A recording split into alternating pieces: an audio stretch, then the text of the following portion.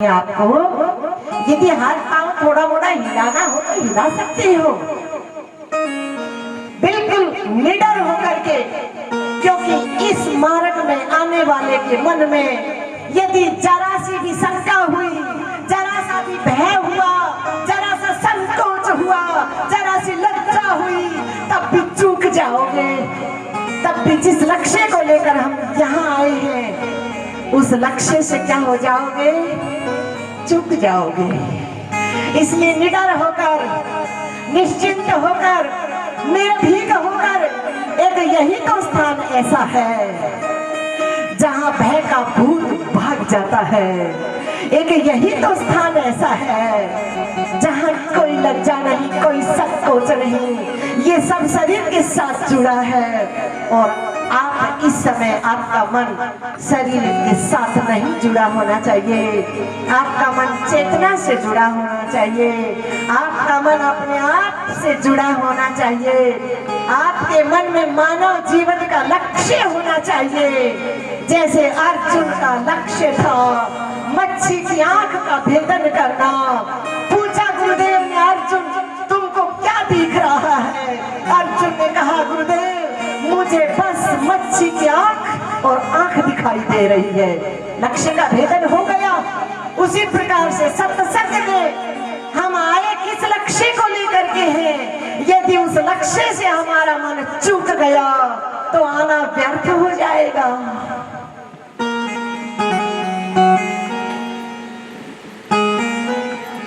तो वो चेतना आपके भीतर है।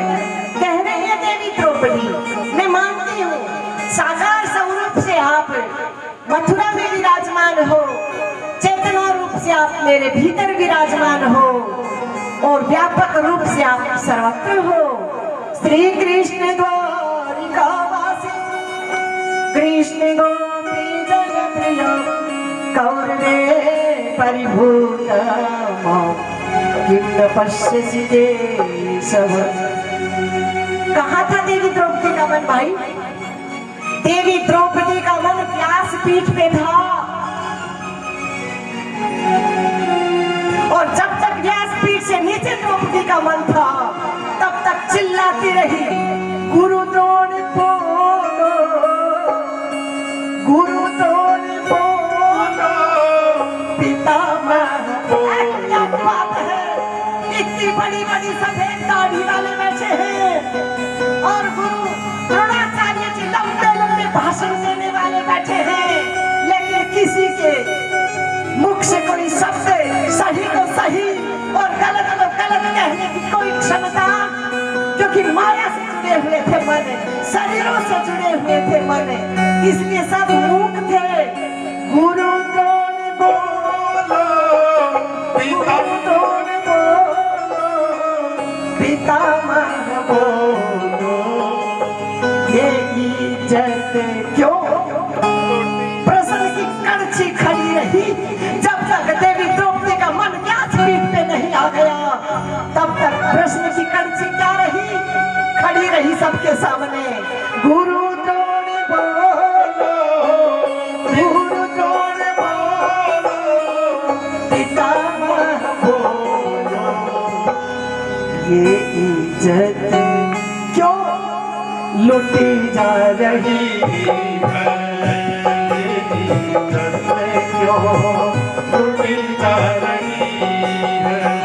तुम्हारी बहू तुमसे, तुम्हारी बहू तुमसे राजवती नहीं मांग रही, यही पूछती। तुम्हारी बहू तुमसे, तुम्हारी बहू तुमसे यही पूछती है कि बहनों की रानी क्यों लुटी जा रही है? महलों की रानी क्यों लुटी जा रही है? सबकी क्षमता क्या थी, सबकी योग्यता क्या थी? सुनने देवी द्रौपदी कहाँ गई, अपने मन को कहाँ ले गई? व्यासपीठ पे ले गई। कहाँ जा चुके हो, कहाँ जा चुके हो प्यारे कन्हैया, यहाँ यहाँ लाज मेरी लुटी जा रही है, यहाँ लाज मेरी लुटी जा रही है। कहाँ जा चुके हो, कहाँ जा चुके हो। आओ, सरलता से, बिल्कुल सरलता से ले आओ अपने मन को, सीढ़ी दर सीढ़ी अपने मन को कहाँ ले आओ, व्यासपीठ पे ले आओ, जहाँ आपके सब मनोरथ पूरे हो जाएंगे। कहाँ जा चुके हो, कहाँ जा चुके हो, प्यारे कन्हैया, यहाँ लाज मेरी लुटी जा रही है। यहाँ लाज मेरी लुटी जा रही है। अब देवी द्रौपदी के मन के साथ साथ हम भी कहेंगे इसमें, कन्हैया तुम्हें एक नजर देखना है, कन्हैया तुम्हें एक नजर देखना है।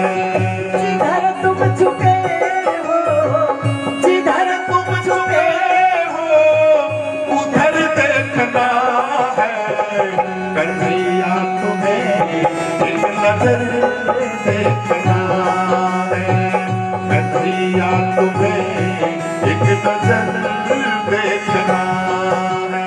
सुबह जल्दी उठा करो, 7 दिन सुबह जल्दी जल्दी उठियो,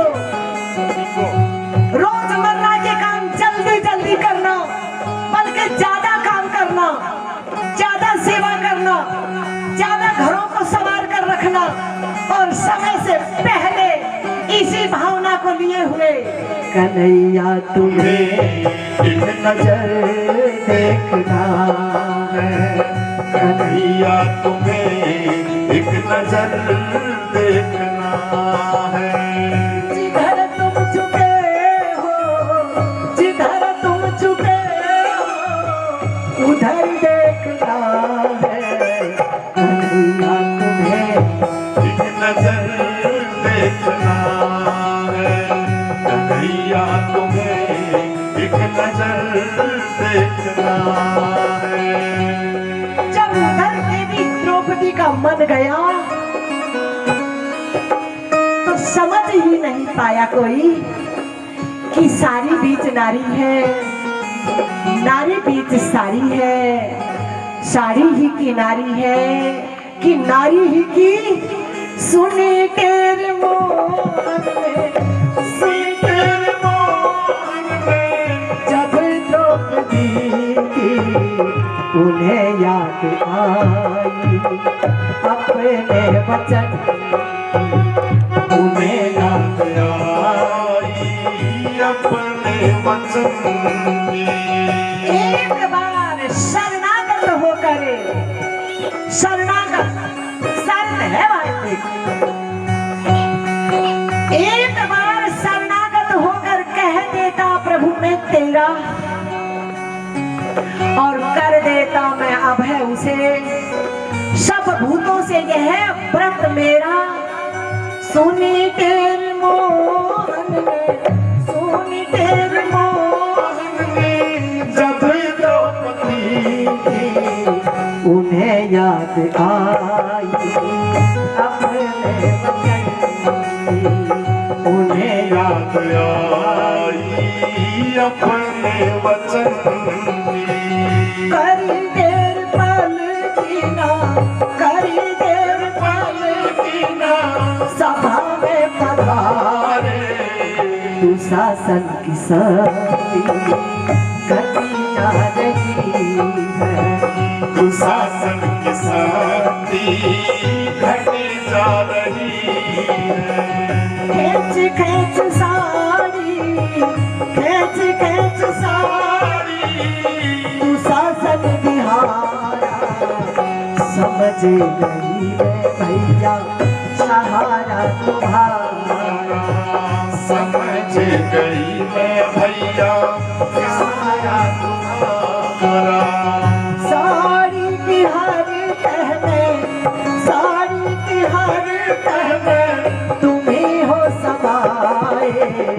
इसीलिए साड़ी बढ़ी जा रही है, इसीलिए साड़ी बढ़ी जा रही है।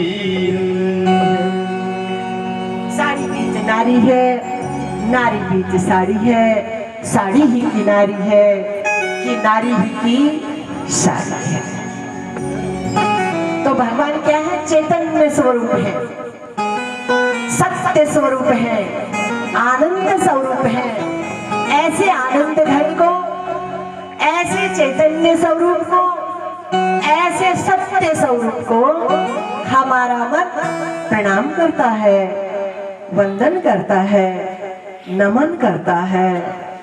जब जिस भगत के मन को जिस रूप की आवश्यकता पड़े वैसा ही रूप भी धारण कर लेते हैं और आरूप भी रहते हैं। ऐसे भगवान को हम क्या करते हैं? वंदन करते हैं, प्रणाम करते हैं, नमन करते हैं और फिर भागवत जी की महिमा में प्रवेश है।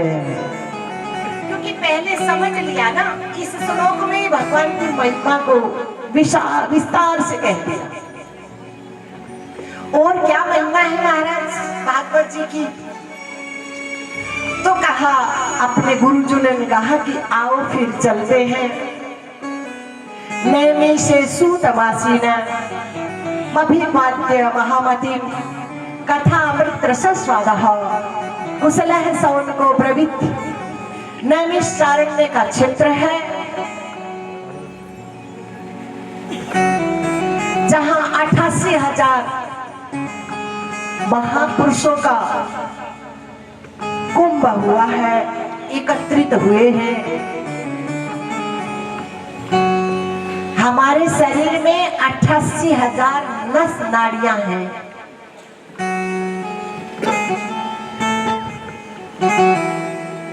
सब क्या हो जाए? सद जाए। किधर सद जाए? नैमिषारण्य कहते हैं जंगल का जो खाली भाग है। तो इस शरीर में खाली भाग कहाँ है? ये जो खोपड़ी का भाग है ना, एक खोपड़ी का भाग है, एक खाली है। ये नैमिषारण्य क्षेत्र है। शरीर का रोम रोम, नस नाड़ी नहीं, शरीर का रोम रोम ऐसा सद जाए, उसी तरफ कब सधेगा? जब उधर हमारा मन सधेगा।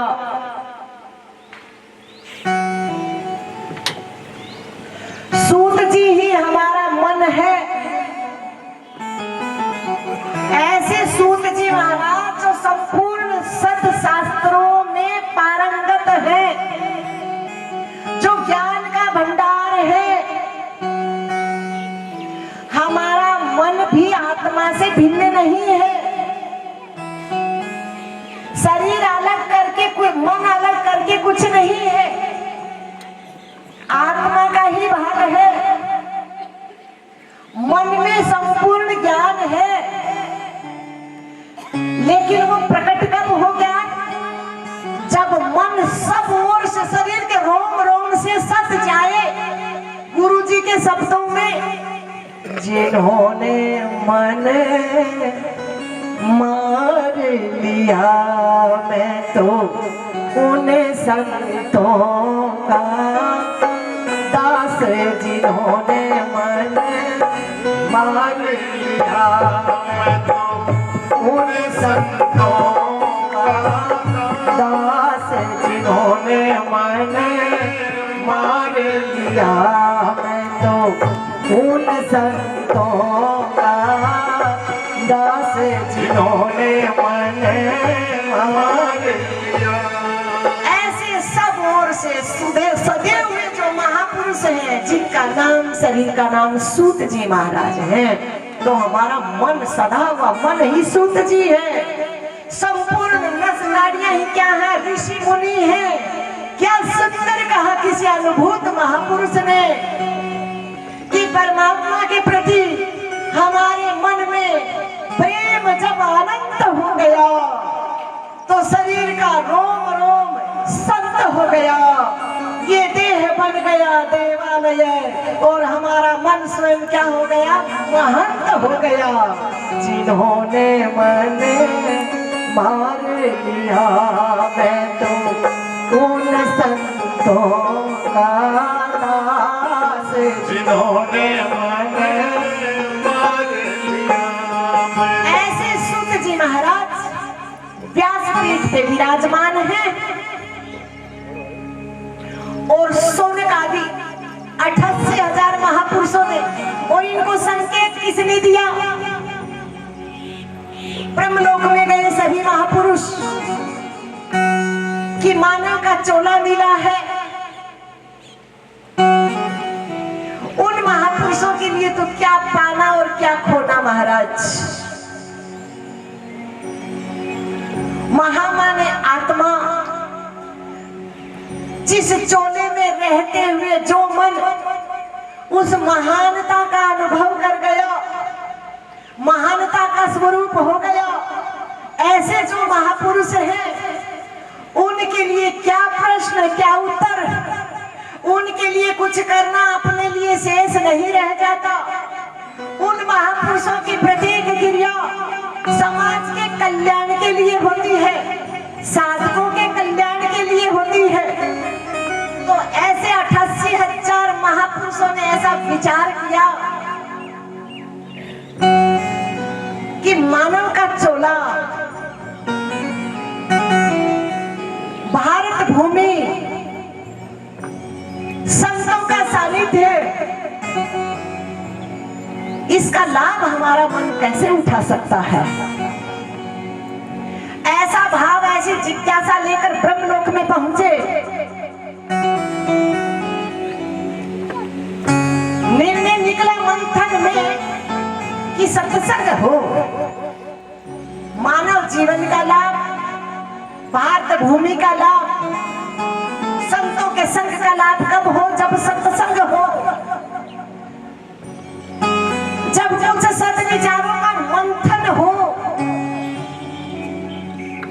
मक्खन निकल कर आए सार, सदग्रंथों का, वेद शास्त्रों का मंथन हो, उस मंथन से क्या निकले मक्खन, फिर मक्खन को तपाया जाए, क्या निकले, घी निकले, प्योर घी, जो भगवत जी हैं। तो ये कैसे ये दिव्य घृत हमारे हाथ लगे, ऐसा भाव लिया। सत्संग होना चाहिए, बिनु सत्संग से विवेक न होई, और राम कृपा बिनु सुलभ न। बिना सत्संग के विवेक संभव नहीं। विवेक माने समझ। कौन सी समझ भाई? देखो, व्यवहारिक जगत की समझ तो हमारे बड़े बुजुर्ग हमको देते ही रहते हैं। बेटे को कैसे भोजन बनाना है, कैसे घर गृहस्थी चलाना है, ऐसे बेटे को, ये तो व्यवहारिक जगत में हमारे माता पिता हमको देते रहते हैं। लेकिन यहाँ कौन सी समझ की बात हो रही है?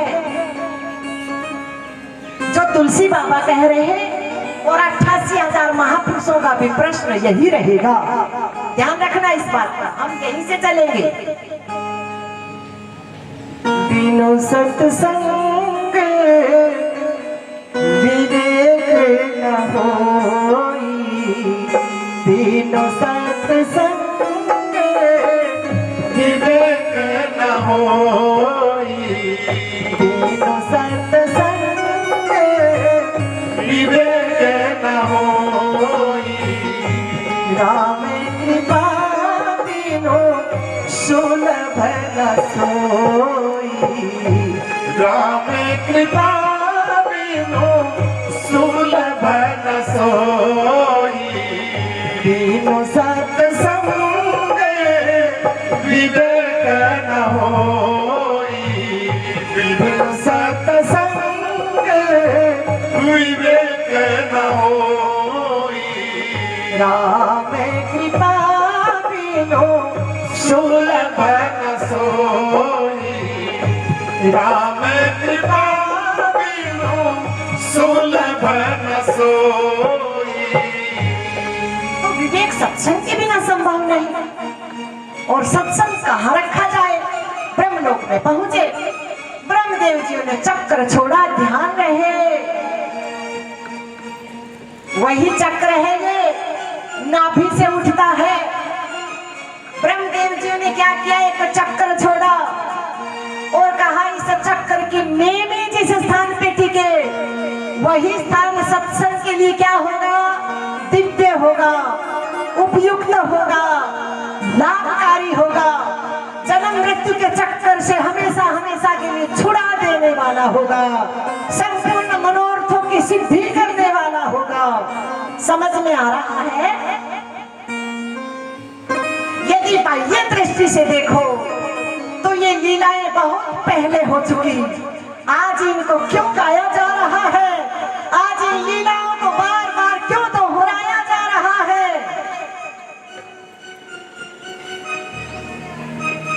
क्या छोड़ा ब्रह्मदेव जी ने, चक्र।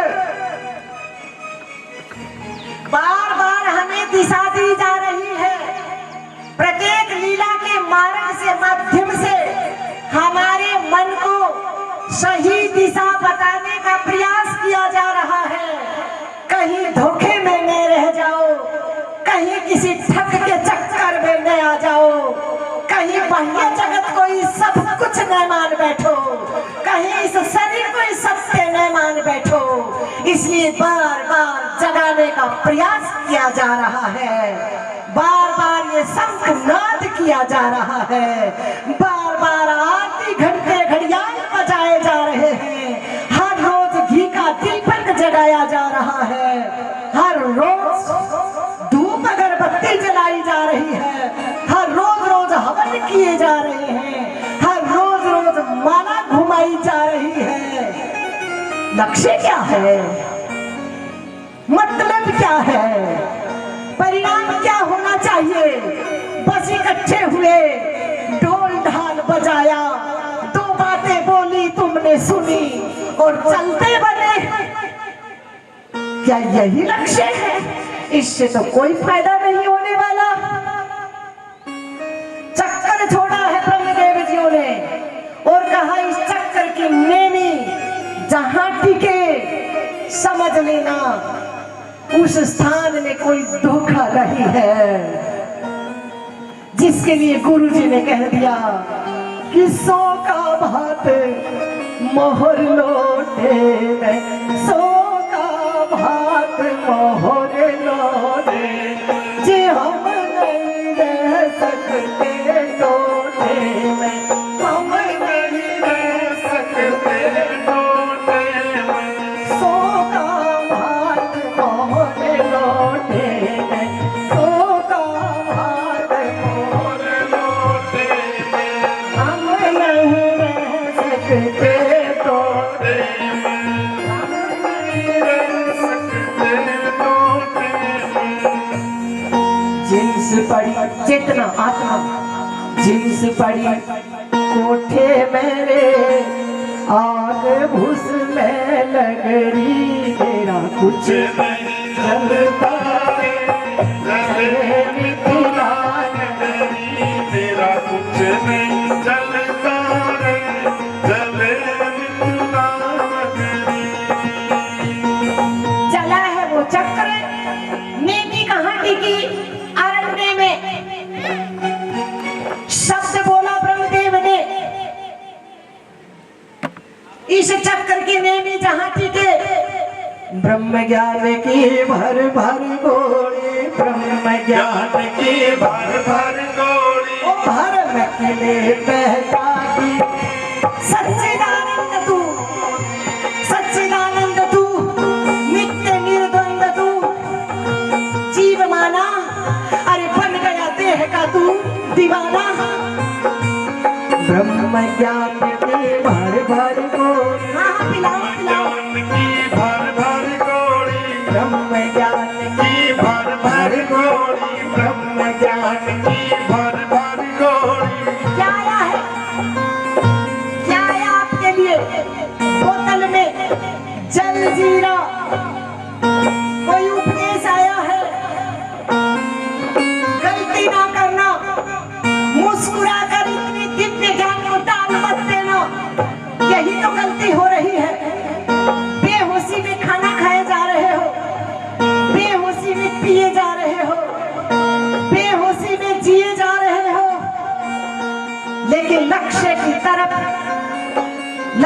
की तरफ कोई भी ध्यान नहीं है।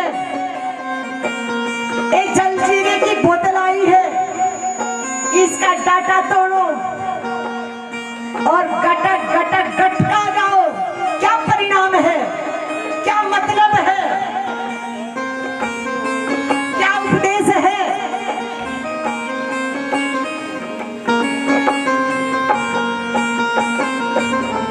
जड़ चेतन ही ग्रंथि, मन की शरीर के साथ ग्रंथि बंध गई, गांठ बंध गई, एक डाटा लग गया, इसे खोलो।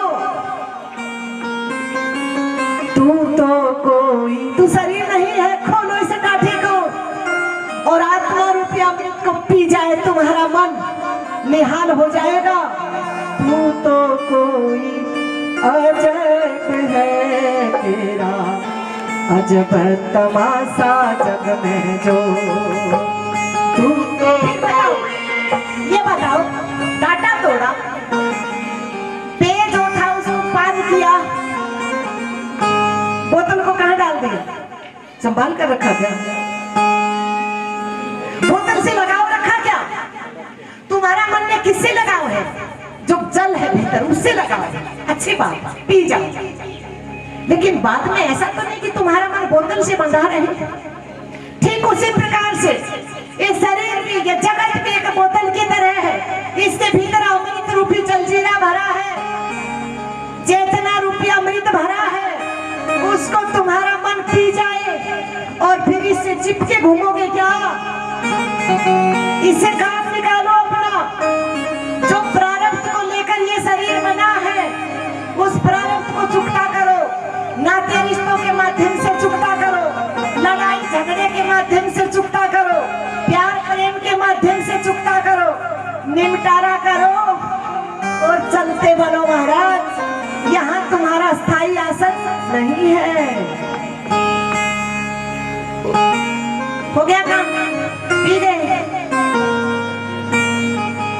आप बोतल को पकड़े मत रखियो, आओ। चक्कर छोड़ा, चक्कर की नेमी कहाँ टिकी? अरण्य में, जो जंगल का खाली भाग है, जिसका नाम पड़ गया नैमिषारण्य, अखंड जल की धारा निकली वहां। तो भागवत के शब्दों की चोट से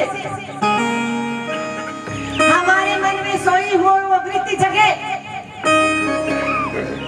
सारे चक्करों का भेदन करती हुई सीधे मन की नेमी कहाँ टिके? आपका अनुभव है, सुनी सुनाई बात पे विश्वास मत करो। चाहे व्यवहार के माध्यम से हर रोज आपका मन अनुभव करता है, उस नैमिषारण्य का आपका मन दिन में कई कई बार अनुभव करता है।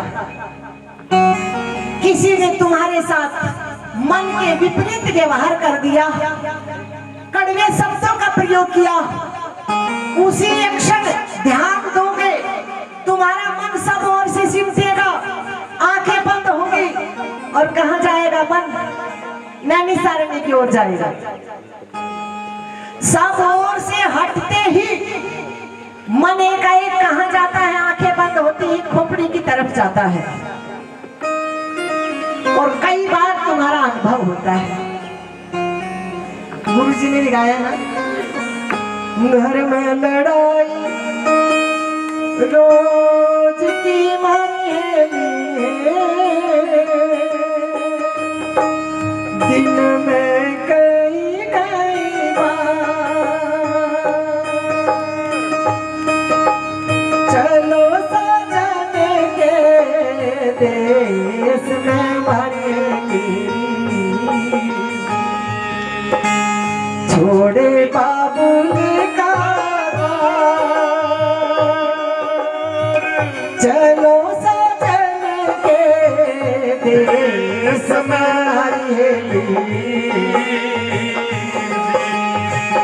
छोड़े बाबुल का चलो सजन के देश में मन को वहां ले जाइए। लेकिन वहां मन सब ओर से जब हट जाएगा तो 88,000 महापुरुष ये जो नस नाड़ी शरीर का रोम रोम तुम्हारे मन का पूरा सहयोग करेगा, क्योंकि मन के बिना ये शरीर कुछ नहीं कर सकता, मन के बिना इंद्रियां कुछ नहीं कर सकती। मन नहीं हो तो कहोगे भाई हमारा मन नहीं, हिम्मत नहीं, हम नहीं जा सकते। क्यों हिम्मत नहीं है? बोले मन ही नहीं है। मन के बिना शरीर काम नहीं करता। मन के बिना आप भी यहाँ में आपका शरीर बैठ भी नहीं पाएगा यहाँ। तो मन यदि आपका सब ओर से सिमट गया तो शरीर का रोम रोम आपके मन का साथ देगा, सहयोग करेगा। अनुभव की बात है। तो ऐसे नैमिषारण्य में सूत जी महाराज व्यासपीठ पे विराजमान 88,000 महापुरुष, जिनमें सोनक नाम के जो महापुरुष हैं, उन्होंने सबकी तरफ से प्रश्न किया, क्योंकि सारे समाज का, सारे संसार का प्रश्न एक ही है, अलग अलग नहीं है। यही उपदेश दे रहे हैं। 88,000 महापुरुषों की तरफ से एक महापुरुष ने प्रश्न किया है, और यही एक प्रश्न संपूर्ण सृष्टि का है। समझो, किसको खोजे कहाँ पाएगा, किसको ढूंढे कहाँ पाएगा, किसको खोजे कहाँ पाएगा, किसको ढूंढे कहाँ पाएगा, किसको खोजे कहाँ पाएगा, किसको ढूंढे कहाँ पाएगा। यदि शरीर को बैठने में कष्ट महसूस करे मन, तो उठ के घूम भी सकते हो बीच बीच में। हाँ? भाई मन को भगवान ने स्वतंत्रता दी है, बस मन का आसन लगा रहे, शरीर चाहे उठक बैठक करता रहे, लेकिन मन का आसन जरूरी है भाई। शरीर बैठा रहे और मन उठक बैठक करता रहे तो कोई फायदा नहीं। शरीर उठक बैठक करे चलेगा, लेकिन मन की पूरी बैठक होनी चाहिए, मन का असर लगना चाहिए बस। तो सबका प्रश्न एक ही है, कुछ खोज रहे हैं, सब सुख की खोज में है, सब आनंद की खोज में है। कोई मन उसे संन्यास में खोज रहा है, कोई मन उसे गृहस्थ में खोज रहा है, कोई मन उसको बिजनेस में खोज रहा है, कोई खेती बाड़ी में खोज रहा है। बस खोज सबकी एक ही है, सुखी हो जाए, आनंदित हो जाए। तो यही प्रश्न किया सोनक जी महाराज ने, हम सब की तरफ से प्रश्न किया है। सूत जी महाराज के श्री चरणों में प्रणाम किया, वंदन किया और प्रश्न किया, हे महापुरुष, भक्ति ज्ञान विरागाप्तो विवेको वर्धते महान, माया मोह निराशश्च वैष्णवः क्रियते कथम। देखो, प्रश्न समझ में नहीं आएगा तो उत्तर कभी नहीं आएगा, क्योंकि सही मायने में प्रश्न के गर्भ में ही उत्तर छुपा होता है। जैसे सारी सृष्टि के कण कण में परमात्मा छुपे हैं, ऐसे ही प्रत्येक प्रश्न के भीतर उत्तर छुपा होता है। यदि प्रश्न आपने सही से समझ लिया, सातों के सातों दिन की कथा यूं समझ में आएगी आसानी से, और सब प्रश्नों की गुत्थी खुलती चली जाएगी और मन अपने लक्ष्य को प्राप्त हो जाएगा, मन सिद्धि को प्राप्त हो जाएगा, मन मनोरथ को प्राप्त हो जाएगा। क्या प्रश्न है? भक्ति ज्ञान विरागाप्तो विवेको वर्धते महा माया मोह निराशश्च वैष्णवः क्रियते कथम। हे महापुरुष,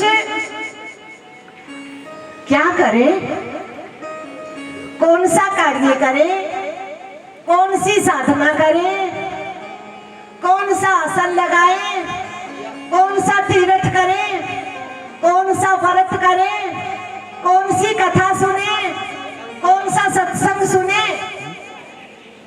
कहो ना कैसे, और सरल से समझ लो, कहो ना कैसे तारोगे मारे अवगुण भरे है शरीर।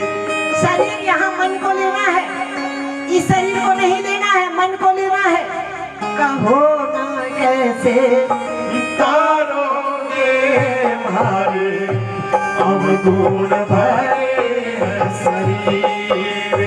कहो, हे महापुरुष, हे करुणा के सागर, हे नाथ, हे महापुरुष, कहो ना कैसे, हमारे बस का काम नहीं है, कहो ना कैसे तारोगे मारे अवगुण भरे है शरीर।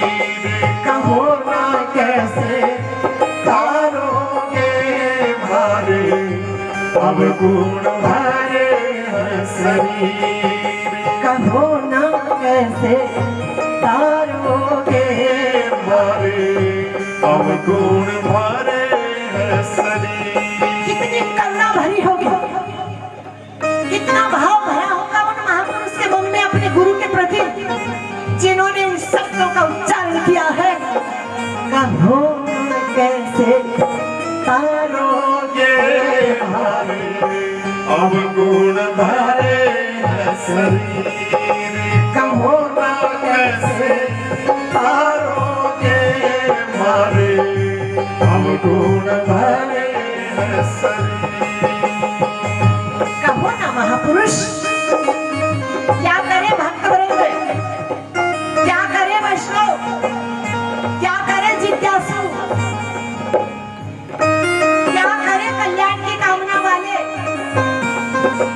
जिससे भक्ति ज्ञान विरागाप्तो जीवन में, मन में भक्ति घटित हो, मन में वैराग्य घटित हो, मन ज्ञान को प्राप्त हो जाए, मन वास्तविकता से परिचित हो जाए।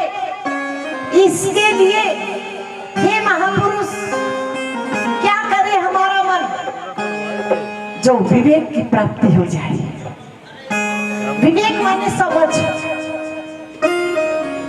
अभी बोला था ना कुछ पल पहले, बिनु सत्संग विवेक न होई, बिनु सत्संग विवेक न होई। बिनु सत्संग विवेक न होई। राम कृपा बिनु सुलभ न सोई। राम कृपा बिनु सुलभ न सोई। हे महापुरुष, ईश्वर की कृपा हुई, आप जैसे महापुरुष से मिलन हुआ। अब हमें बताओ, हमारे मन में विवेक की जागृति कैसे हो, समझ कैसे आए, जिस समझ को लेकर हमारा मन भक्ति से भर जाए, हमारा मन वैराग्य से भर जाए, हमारा मन ज्ञान से भर जाए। वैराग्य का मतलब, भक्ति का मतलब, देखो वैसे तो भक्ति, भक्त, भगवंत, गुरु, भक्ति, भक्त, भगवंत और गुरु, नाम चार है एक ही है। भक्ति क्या है? भगवान के प्रति प्रीत, इतनी प्रीत कि उस प्रीत के अलावा हमारे भीतर और कुछ बचे ही नहीं। ये है भक्ति। और सरलता से भक्ति का मायना, हम गुरु की भक्ति करें। बात एक ही है, ध्यान रख लेना। सागर एक है, लहरें अनेक हैं, लेकिन वो लहरें किसकी हैं? सागर की। ये जितने भी आप नाम लिए जा रहे हैं जाएंगे, सब एक ही सागर के हैं, सब लहरें हैं। अवधि समान स्वरूप मम, लहरी विष्णु महेश, विधि रवि चंदा वरुण यम, शक्ति दिनेश गणेश। सब उसी अथाह सागर की लहरें हैं, सब उसी का लहर है, सब उसी का रूप है। उसी से उठती है और उसी में सिमट जाती है। बर्फ जल का ही रूप है, जल ने ही बर्फ का रूप धारण किया है। पिघलते ही बर्फ क्या हो जाती है? जल रूप हो जाती है। क्योंकि जल से भी बर्फ का अपना कोई अस्तित्व नहीं है। इसलिए जितनी लहरें हैं उन एक ही अथाह सागर की है। आपके मन में गुरु के प्रति भक्ति है, राम के प्रति भक्ति है, कृष्ण के प्रति भक्ति है, शिव के प्रति भक्ति है, हनुमान जी के प्रति भक्ति है, शक्ति के प्रति भक्ति है। जब उनकी भक्ति हमारे मन में आ गई तो उनके अलावा हमारे मन में और कुछ शेष न रह जाए। ये क्या है? ये भक्ति है। जिनकी भक्ति हम कर, भक्ति मान जिनको हम भज रहे हैं, उसके अलावा हमारा अपना अस्तित्व कुछ भी शेष न रह जाए। ऐसी भक्ति हमारे मन में खंडित हो जाए, ऐसा विवेक भगवान वैराग्य। वैराग्य कैसा? वैराग्य किसे कहा? वास्तविकता को जान लेने के बाद, वास्तविकता को समझ लेने के बाद फिर हमारा मन उधर मुड़ मुड़ कर न देखे। क्या वास्तविकता? हमने वास्तविकता इस शरीर की समझ ली। यदि हमारे मन ने विवेकता से, समझ से, यदि इस शरीर की वास्तविकता हमारे मन ने एक बार समझ ली तो हमारा मन रहेगा इसमें। जानता है कि ये प्रारब्ध की दीवार है, ये प्रारब्ध की आंधी है, ये प्रारब्ध पीछे जो कर्म बन गए उनको लेकर ये एक मिश्रण है, एक दीवार है। इस दीवार में तब तक रहना पड़ेगा जब तक प्रारब्ध शेष है। जब प्रारब्ध की पूंजी समाप्त हो जाएगी तो ये दीवार वहीं गिर जाएगी। इसको फिर कोई भी रोकने वाला नहीं है। ये समझकर इस शरीर में जो मन रहता है, शरीर में आसक्ति नहीं करता है, चेतना से जुड़कर रहता है, इस बात को पक्के से अंतःकरण की गहराई में अनुभव कर चुका है कि इस शरीर के भीतर वैराग्य किसे कहते हैं ये बताया जा रहा है। इस शरीर के भीतर जो आया यहाँ आके, जो आया यहाँ आके जाना पड़ेगा। काया कुटीर खाली करना पड़ेगा, काया कुटीर खाली वैराग्य किसे कहते हैं? पड़ेगा। वैराग्य इसे नहीं कहते रोटी नहीं खाऊंगा, दाल ही खाऊंगा, परोठे नहीं खाऊंगा, सूखी रोटी ही खाऊंगा, इसे वैराग्य नहीं कहते हैं। वैराग्य किसे कहते हैं? ये बात समझ में आ जाए, भाई चुपड़ी रोटी नहीं तो बिना चुपड़ी खा रहे हो, खा तो रहे हो, पचरंगे सूट नहीं पहन रहे, गैरवा पहन रहे हो, पहन तो रहे हो, दुनियादारी की बातें नहीं कर रहे, भागवत की बातें कर रहे हो, कर तो रहे हो, बोल तो रहे हो। वैराग्य किसे कहते हैं? ये बात हमारे मन में भली प्रकार से जम जाए, जो आया यहाँ आके, आया यहाँ आके जाना पड़ेगा, आया कुटीर खाली करना पड़ेगा, काया कुटीर खाली करना पड़ेगा।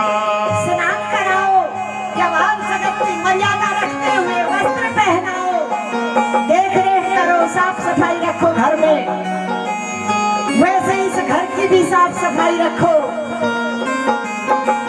इसको भाड़ा किराया दो चलाने के लिए, लेकिन ध्यान रहे, जो आया यहाँ आके सावधान, इसको व्यासपीठ मत मान लेना, सावधान, इसको व्यासपीठ मत मान लेना, बहुत बड़े धोखे में रह जाओगे। वैराग्य किसे कहते हैं? जो आया यहाँ आके, आया यहाँ आके जाना पड़ेगा, काया कुटीर खाली करना पड़ेगा। बताओ, तुम्हारा मन सत्संग में लग रहा है कि नहीं? इस समय तुम्हारा मन सुन रहा है कि नहीं?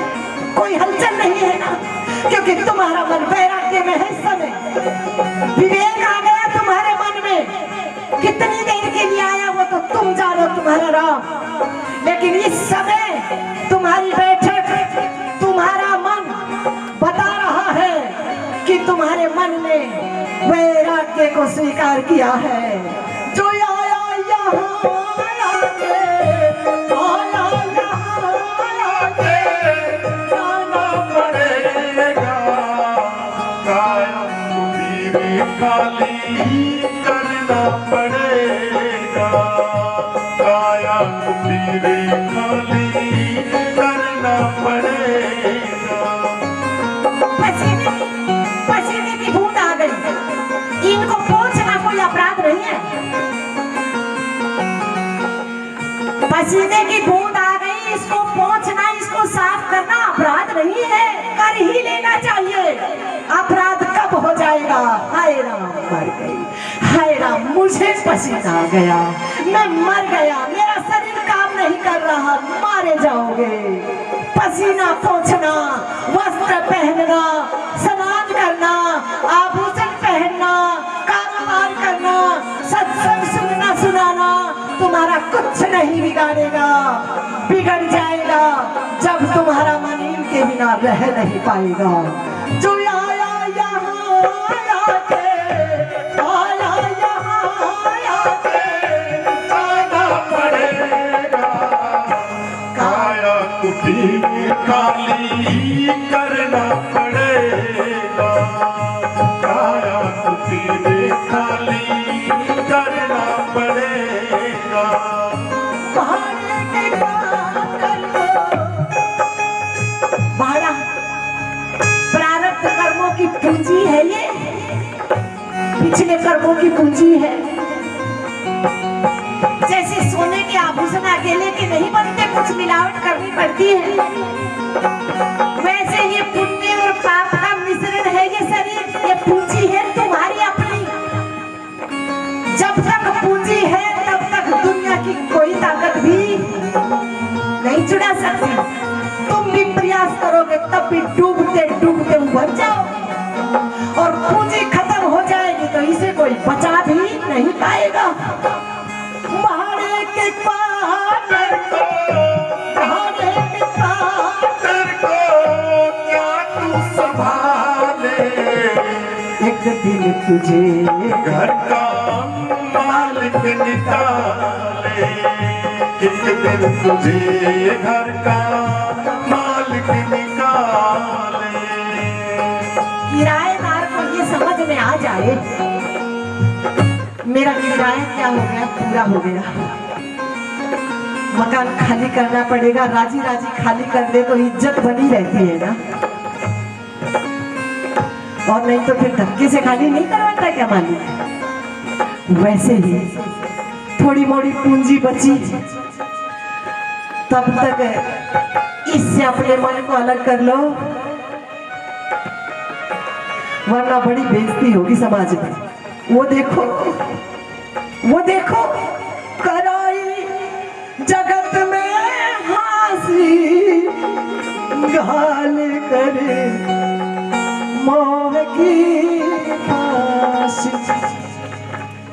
वो देखो मरना ही नहीं चाहता, कराई जगत कब्जा करके रखना चाहता है, कराई जगत में हासी, घाल कर मोह की फांसी। दूसरे ने नहीं, गुरु जी कह रहे स्वयं तू अपने गल में दीवाना, क्यों भटकता है दीवाना, क्यों भटकता है। अरे बच करके ख्याल जा खेल जाल में, क्यों फंस गया लज मारा, क्यों तन मन मारा।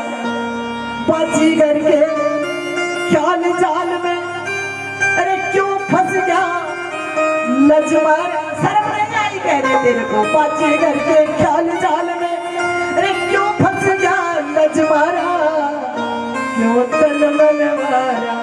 ये सपना सा जग सारा, क्यों तन मन मारा, सपना सा जग सारा। क्यों तन मन मारा।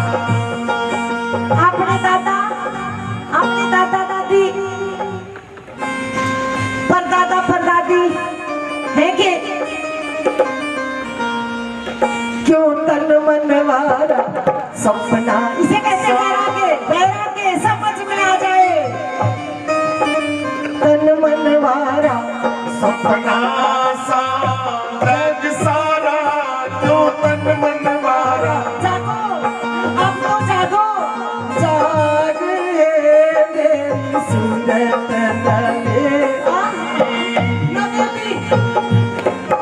कामना रोज रोज नहीं, चाह रोज रोज नहीं, खान पीने सिगरण की तेरे, खान पीने सिगरण की तेरे। उठे नहीं नहीं चाहना मेरा रे मन मस्ताना, तेरा मिटा नया आना जाना मेरा मन मस्ताना, तेरा मिटा नया आना जाना मेरा मन मस्ताना। और यहाँ आके परिवार बढ़ा ले। मैं सन्यासी, मैं अखाड़े वाला, मैं आश्रमधारी, मैं मठ मंदिर वाला, मेरे इतने भगत है। यहाँ आके परिवार बढ़ा दिया, क्या किया? पहला तजा ठिकाना, और तन बाण पहननी बदलीना, लिया बदल यो भगवा पाना। मेरा मन मस्ताना, तेरा मिटा आना जाना मेरा मन मस्ताना, तेरा इसे कहते हैं वैराग्य। एक बार मुड़ गया शरीर से, बस मुड़ गया। ऐसा वैराग्य हे महापुरुष, ऐसी तो भक्ति हमारे मन में कैसे घटे कि बस हम बचे ही ना। ऐसा वैराग्य बस हमारा मन एक बार समझ गया तो उधर लगे ही ना। शरीर मरने वाला है, बिगड़ने वाला है, इसका संग करे ना, इसमें रहते रहते आत्मा का संग करे। और ऐसा ज्ञान सच्चिदानंदोहम शिवोहम शिवोहम ईश्वर अंश जीव अविनाशी, चेतन अमल सहज सुख राशि। हाथ पे रखे हुए आंवले की तरह शरीर में रहते रहते हमारा मन अपने आप को चेतना में बिठा करे, चेतना में मार करे, चेतना में घोट करे। अलग से कैसे अनुभव कर पाए? इसमें सहयोग करने वाला ही महापुरुष विवेक है। तो उस विवेक की हमको कैसे प्राप्ति हो, वो समझ हमारे में कैसे घटे, इसे कहा विवेक।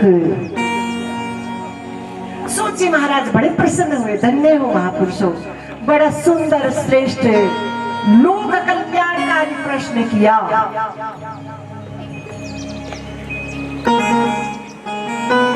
और इस प्रश्न का उत्तर कह रहे हैं भागवत जी है। भागवत जी आपके इस प्रश्न का उत्तर देगी। संपूर्ण भागवत इस प्रश्न का ही उत्तर है। इस प्रश्न के उत्तर के अलावा भागवत जी में और कुछ भी नहीं है। न गाना, न बजाना, न उछलना, न राग, न द्वेष, और कुछ नहीं है। केवल इसी प्रश्न के उत्तर का नाम ही श्रीमद् भागवत महापुराण है। तो ठीक है, उत्तर तो कल के स्तर से प्रारंभ होगा, लेकिन इतना तो बताओ महापुरुष, इस उत्तर के मिल जाने से, इस प्रश्न के उत्तर के मिल जाने से कैसे कैसे अपराधी मन, शरीरों को नहीं मान लेना अपराधी, शरीर बेचारे क्या करते हैं, सहयोग दे रहे हैं हमारा। सब खटपट किसकी है, मन की।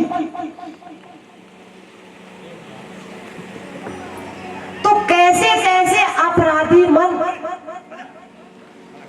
कैसे कैसे पापी मन, कैसे कैसे चंचल मन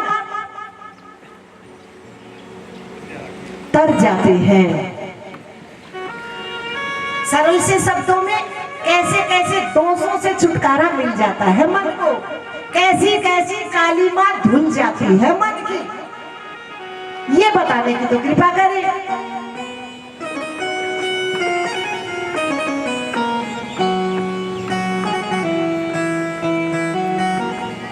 तो व्यास जियों ने, सूत जी महाराज कह रहे हैं, ये महापुरुषों, ये मानवा, बड़ा दबाव देकर कहा, ये मानवा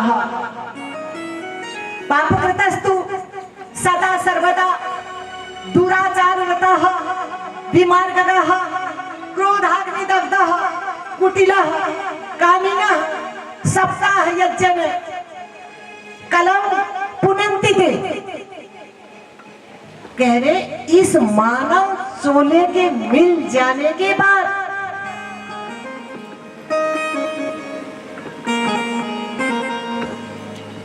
जीवन में जिसने, वैसे ये मानव का चोला कह रहे मिलाए इसलिए है, 1,84 भरम के पोते अटकी ना, 1,84 भरम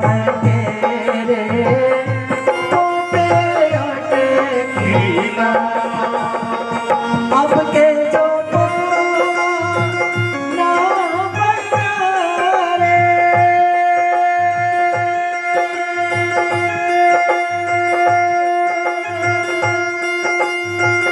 अब कौन उस पार गाते हो ना, कन्हैया ले चल परली पार, कन्हैया ले चल परली पार, कन्हैया ले चल परली पार, कन्हैया ले चल परली पार। जहाँ विराजे राधा रानी, जहाँ विराजे राधा रानी, मेली सरकार, कन्हैया ले चल परली पार, कन्हैया ले चल परली पार। जहाँ विराजे राधा रानी, जहाँ विराजे राधा रानी, मेली सरकार।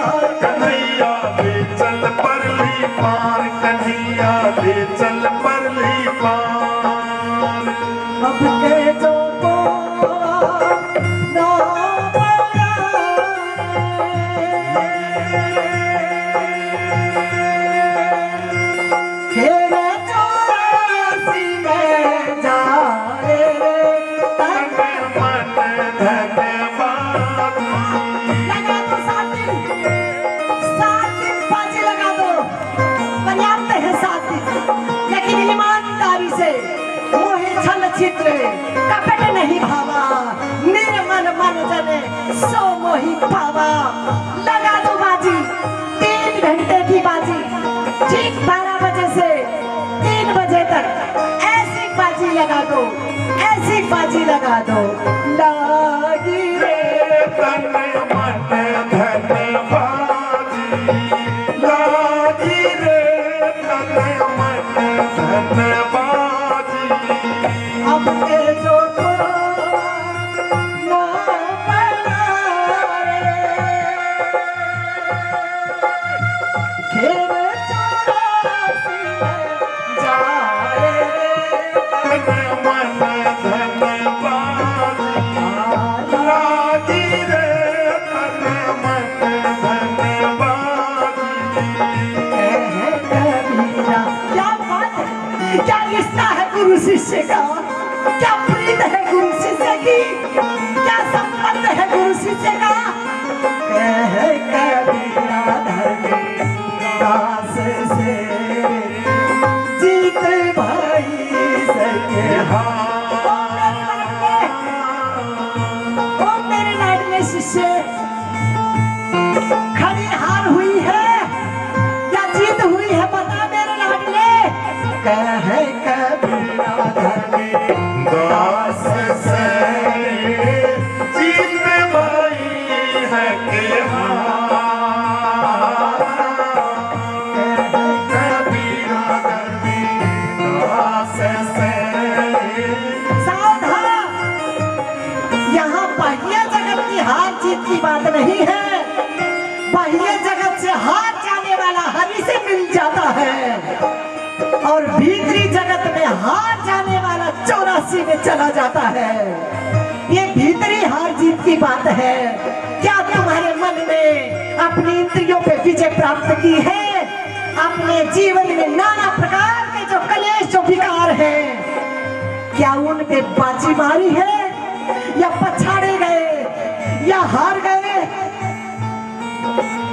चारों खाने जीत गए क्या मेरे लाडले? कहे कबीरा धर्मी दास से जीत भाई है के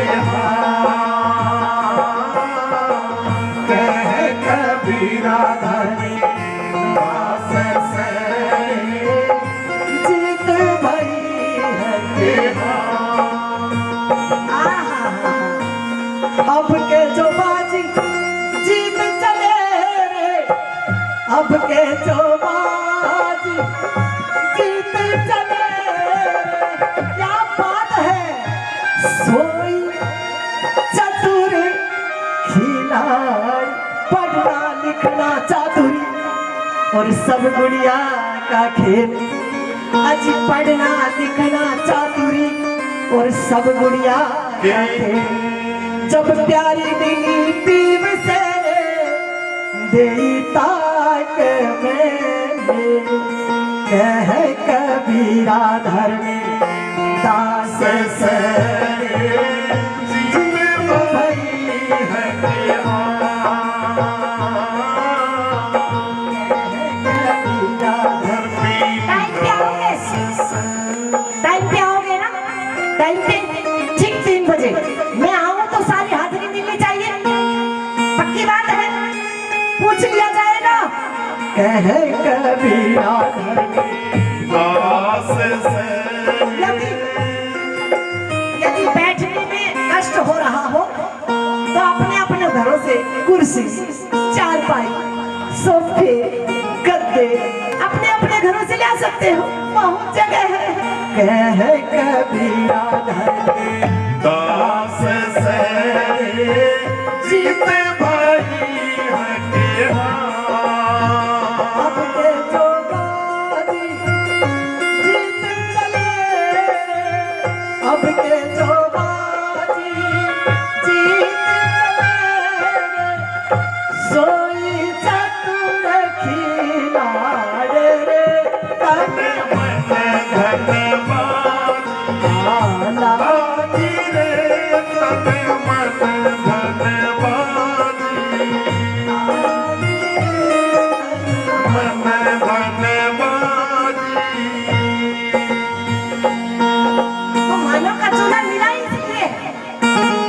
लेकिन फिर भी महापुरुष कह रहे हैं ये मानवा,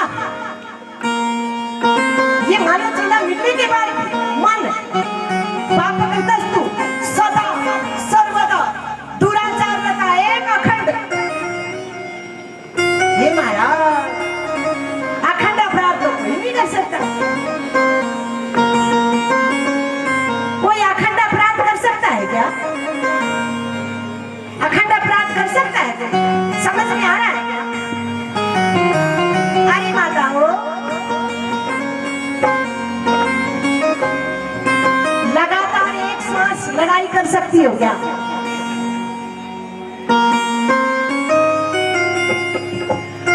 अखंड अपराध कर सकते हो क्या? लेकिन यहाँ तो भगवत जी कह रहे हैं, महापुरुष कह रहे हैं ये मानवा पाप कृतस्तु सदा सर्वदा दुराचार रता विमार्ग का उल्टा मार्ग क्रोधाग्नि दग्धा कुटिल कामिन।